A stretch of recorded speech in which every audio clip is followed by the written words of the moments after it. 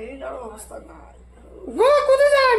বাজারে জানালবো কোথায় যান জানি এই যে খরচ করে আনি দিয়ে যাওয়া লাগবে। কি কি আনা খাবে এ রসুন পেঁয়াজ ওরস মাংস এক পোয়া। ও মাংস খাওয়া খা ওই 1.5 মাস আগত না আমরা 100 গ্রাম মাংস নিয়ে এসে খেলাম ফ্রি খাওয়া খায় নাকি হ্যাঁ কে আনা আগে আনি মেলা চিন্তা দেওয়া থাক তুই গুয়ে পানা চশমাটা দে তো ধরো গুয়ে গো এই যে নাও। এত বড় গুয়ে আর পান ফিরি এত বড় ইয়া আল্লাহ সর্বনাশ করে ফেলাবো তুই দেখ ধরিস পান এটা আরো 2 সপ্তাহ চলা খাবে যাও গুয়েটা খাওয়া দেয় হ্যাঁ হচ্ছে চলবে কি গো ব্যাগটা নিয়ে না যান? না না গে ব্যাগ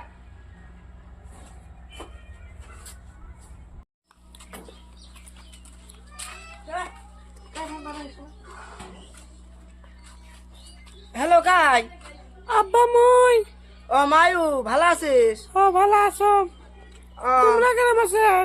আমিও ভালো আছম আমার বাই অল্প না আসিস এই ধানের মারা গাড়ি বাচ্চে এই সময় ও জামু।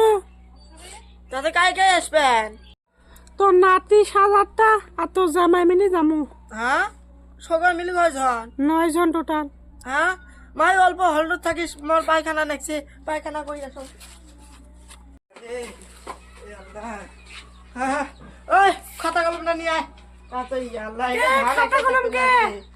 খাতা কলম নিয়ে শুনে নিয়ে আয় তাড়াতাড়ি আল্লাহ দাম খাতা কলম দে ইলি একটা ধানও থাকবে না রে শেষ করে রে আল্লাহ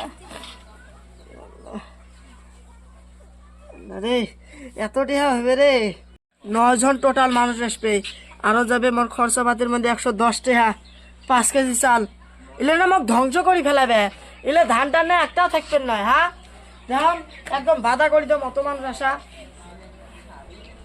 হ্যালো মায়ু কি একটা কাম করো অত মানুষ আসা না না গে তোমরা জামাই আর তুই আয় না যাই আমরা? কে আসো তোর নাতি পুতুরে না যাই আমরা তো কেমন করে যাই? তা না আসেন এত কলুম তাহলে থাকো কি আর হবে তাহলে কাটি দাও এত খরচাপাতি সঙ্গে গেল হয় ধরিস তাহলে বাজারে যাম মই বাসন দে মক